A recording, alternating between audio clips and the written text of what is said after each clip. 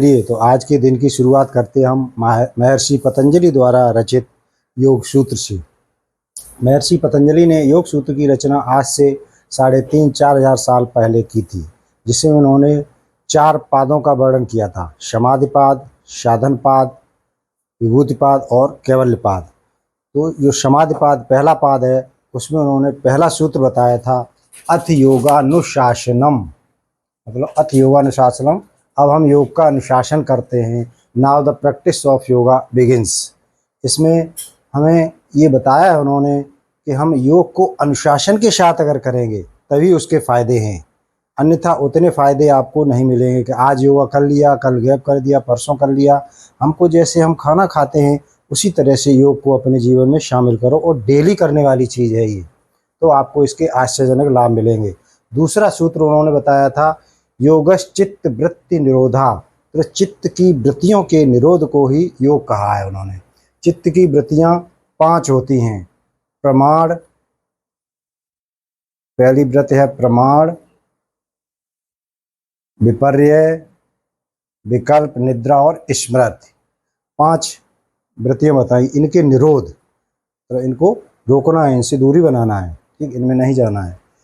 तो इसमें yoga is the cessation of the fluctuation of mind, ये उन्होंने बताया, ठीक। तो हम इसको इस तरह से योग को करेंगे और इसके फायदे लेंगे। नमस्कार साथियों, मैं डॉक्टर SP सिंह आज आपको कमर दर्द से रिलेटेड जो भी योगा है, योगासन है, उसके बारे में बताएंगे।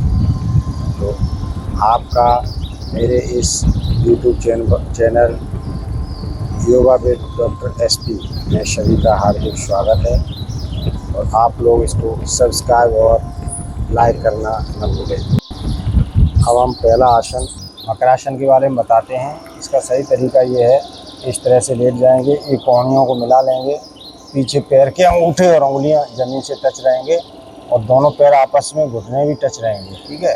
ये इसका तरीका है, ठीक है। और ध्यान आप सांसों पे लगाओ, सांस आ रही है, सांस जा रही है। ये कमर दर्द में ही बहुत उपयोगी है।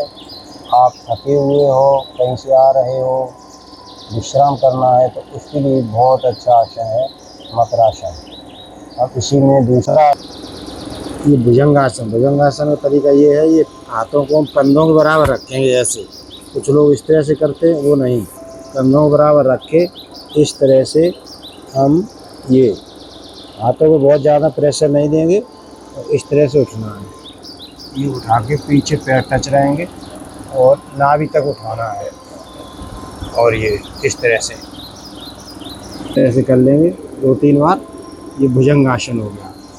अब इसमें तीसरा है मर्कटासन। मर्कटासन में इस तरह से लेट जाएंगे हम, पैरों को मोड़ लेंगे, दोनों पैर आपस में टच रहेंगे इस तरह से, ठीक। और इस तरह से हम, जैसे हमको लेफ़्ट की साइड में पैर ले जाएंगे तो राइट में सर जाएगा, ठीक है। ये इस तरह से करेंगे, जितना पीछे देख सकते हो पीछे देखिएगा, पूरा झुकाइए, जितना झुका सकते हो, ज़्यादा प्रेशर नहीं लगाना है किसी भी आसन में। आसन आराम से किए जाते हैं, आसानी से।